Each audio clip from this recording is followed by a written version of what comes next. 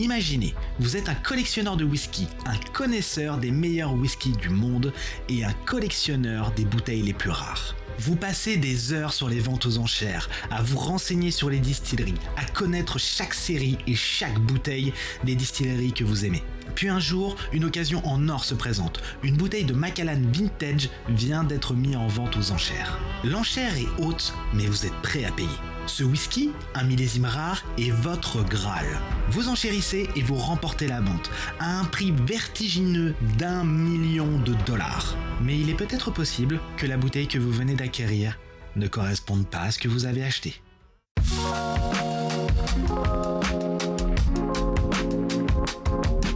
Bienvenue dans l'univers des whiskies rares. Avant de plonger plus précisément dans notre histoire, il est bon de rappeler pourquoi un tel engouement a lieu à l'heure actuelle sur des bouteilles où chaque goutte représente une œuvre d'art et chaque bouteille est un bien précieux tellement convoité. Le tournant des années 2000 marque un moment clé. Le whisky, autrefois considéré comme une boisson de gentleman ou de soirée festive, gagne un nouveau statut, celui d'un investissement. Ce phénomène est particulièrement notable avec les single malt écossais, et parmi eux, Macallan.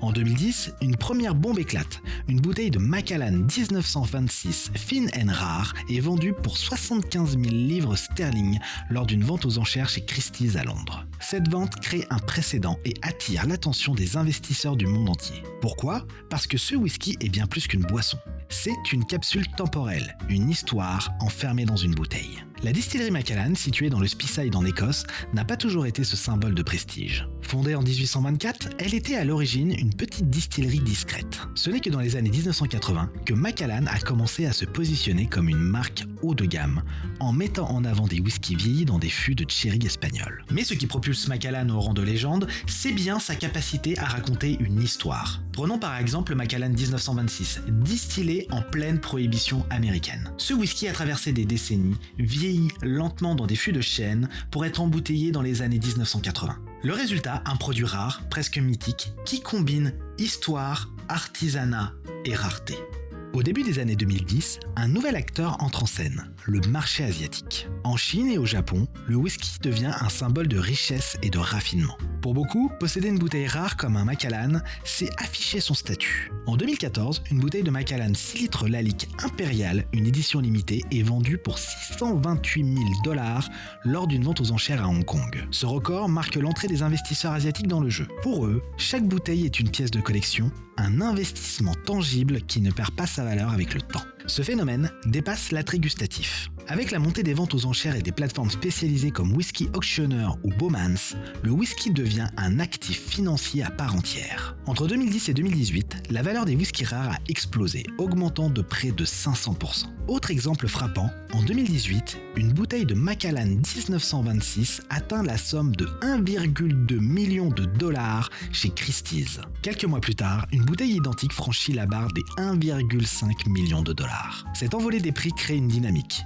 Plus une bouteille est rare, plus elle est désirée, plus son prix grimpe. Mais avec cette montée en flèche vient le revers de la médaille. Plus un marché devient lucratif, plus il attire des acteurs peu scrupuleux. Certains voient dans cette frénésie une opportunité de profit rapide et les faussaires entrent dans la danse. Le marché des whiskies rares devient un terrain fertile pour les contrefaçons, avec des bouteilles soigneusement falsifiées, prêtes à tromper même les experts. Et à mesure que les enchères atteignent des sommets, les victimes potentielles se multiplient, de l'amateur passionné au collectionneur millionnaire. Pour résumer, l'univers des whiskies rares est à la fois fascinant et périlleux. Chaque bouteille raconte une histoire certes, mais chaque enchère révèle aussi l'appétit sans limite des collectionneurs. Et dans cette quête de prestige, certains ont été prêts à payer très cher pour du faux. Avec ce contexte, l'histoire des contrefaçons de Macallan prend tout son sens. Ce n'est pas juste une simple affaire de fraude, c'est le reflet du système qui est devenu complètement incontrôlable. Pour comprendre comment les premières suspicions de contrefaçon dans le monde du whisky rare sont apparues, il faut remonter en 2017 dans un petit hôtel suisse au bord du lac Saint-Maurice,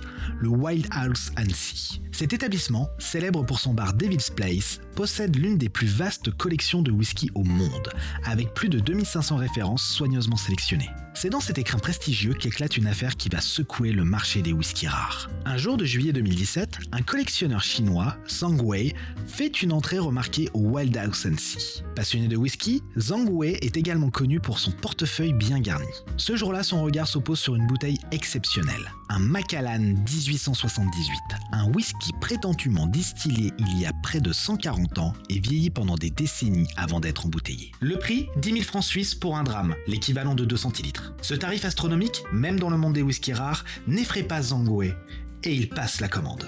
Tout aurait pu en rester là, mais la dégustation ne se passe pas comme prévu. Malgré son expérience, Zhangwei remarque quelque chose d'étrange. Les arômes et le profil gustatif du whisky ne correspondent pas à un spiritueux de cette époque. Intrigué, il commence à poser des questions. Le propriétaire du Wild House & Sea, Sandros Bernasconi, assure que la bouteille provient d'un lot acheté à un collectionneur privé réputé et qu'elle a été authentifiée. Cependant, Zhangwei reste sceptique et demande des analyses plus poussées. Sandros Bernasconi accepte de faire tester la bouteille pour dissiper tous les doutes. Elle est envoyée au laboratoire spécialisé Tatalk & Thompson en Écosse, réputé pour ses analyses chimiques de spiritueux anciens. Quelques semaines plus tard, le verdict tombe. La bouteille ne contient pas un whisky distillé en 1878. Et selon les tests au carbone 14, le whisky a été produit dans les années 1970 et non au 19e siècle. De plus, il s'agit d'un mélange de 40% de malt et 60% de grains. Une pratique courante pour les blends modernes, mais impossible pour un Macallan de cette époque censé produire uniquement des single malt. Cette révélation est un choc. Le Macallan 78, vendu comme une pièce de musée, est en fait une contrefaçon. Zhangwei, bien que déçu, va naturellement se faire rembourser par l'hôtel. Mais l'affaire ne s'arrête pas là. Elle fait rapidement le tour de tous les médias spécialisés. Pour le Wild House & Sea, cette affaire est un coup dur. Bien qu'innocent dans cette histoire, l'hôtel est contraint de revoir toute sa collection de whisky pour vérifier leur authenticité. Sandros Bernasconi déclarera à la presse « Nous avons toujours fait confiance à nos fournisseurs, mais cette affaire montre à quel point le marché est vulnérable. Nous avons appris une leçon précieuse. Cette affaire marque le début d'une prise de conscience dans le monde du whisky rare. Si une institution aussi prestigieuse que la Wild House & Sea peut être trompée, personne n'est à l'abri. » L'affaire Zhangwei n'est qu'un prélude à une série de révélations encore plus spectaculaires. La question qui émerge alors est simple. Combien d'autres bouteilles dans les caves des collectionneurs sont-elles également des contrefaçons ? Si l'affaire du Wild House a révélé une contrefaçon isolée, elle n'est que le haut de l'iceberg. Loin d'être des contrefaçons réalisées par des amateurs, elle fait partie d'une industrie malveillante opérée par des professionnels. Avant d'expliquer les méthodes utilisées, il est important de comprendre pourquoi le marché des whiskies rares est si vulnérable. D'abord, la rareté.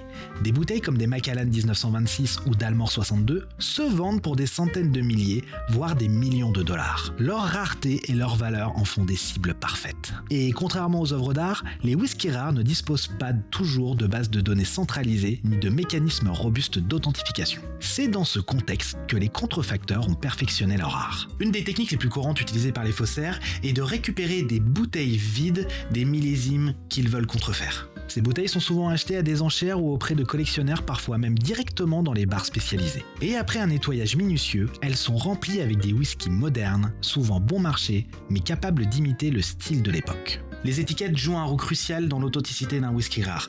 Les faussaires les reproduisent telles des œuvres d'art.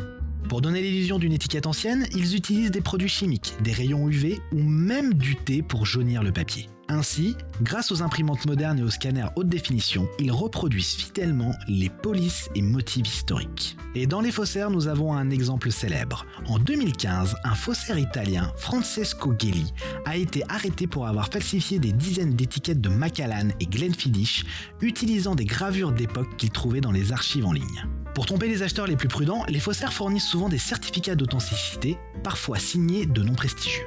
Dans l'affaire des Macallan, certains faux certificats portaient la signature d'un ancien maître distillateur, rendant leur détection presque impossible sans vérification approfondie. Avec l'essor des ventes en ligne avec des sites aux enchères comme Katawiki, les faussaires profitent du fait qu'il est de moins en moins possible de voir la bouteille avant achat.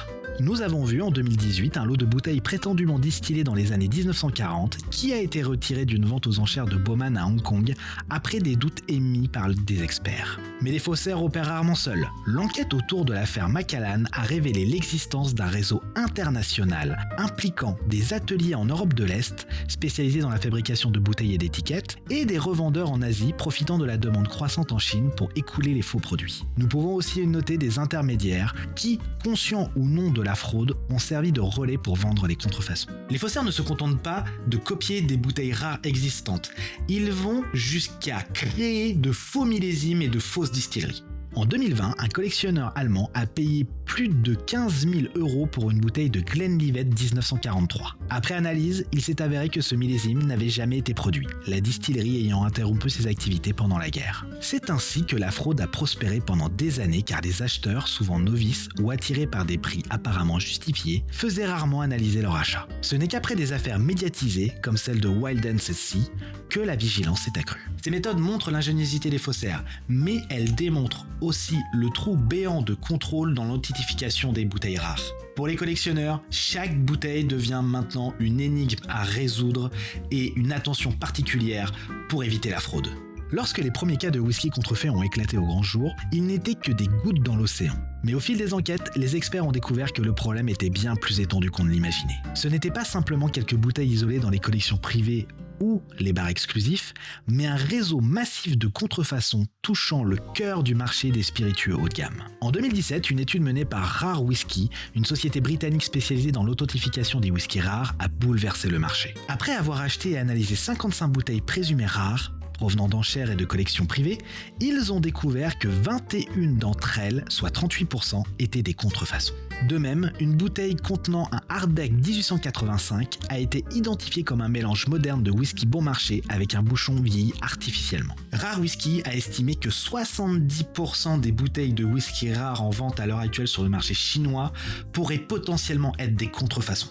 Les grandes maisons d'enchères réputées pour leur rigueur n'ont pas été épargnées. Des ventes prestigieuses impliquant des bouteilles contrefaites ont mis leur crédibilité en jeu. En 2018, Bowman's Hong Kong a dû annuler la vente d'un Macallan 1926 après que des experts ont remarqué des incohérences dans l'étiquette et l'embouteillage. Sotheby's, quant à elle, l'une des plus grandes maisons aux enchères au monde, a également été critiquée pour ne pas avoir suffisamment vérifié certains lots vendus à prix record. Pour certaines de ces ventes, les prix atteignent des sommets astronomiques. Par exemple, lors d'une vente aux enchères, une bouteille contrefaite de Macallan 1926 a atteint la somme astronomique de 1,2 million de dollars et n'avait pas été retirée à temps avant la vente. L'ampleur de la fraude a pris une dimension particulière en Chine, où la passion pour les whiskies rares est montée en flèche dans les années 2010. Les collectionneurs asiatiques, attirés par le prestige associé aux marques comme Macallan, Dalmore ou Glenfiddich, étaient souvent moins expérimentés et donc plus vulnérables. Beaucoup de whisky rares étaient vendus via des réseaux parallèles échappant à toute vérification officielle. Un cas emblématique est celui de Zhang Wei, un courtier chinois bien connu qui a involontairement écoulé des centaines de bouteilles contrefaites entre 2014 et 2016.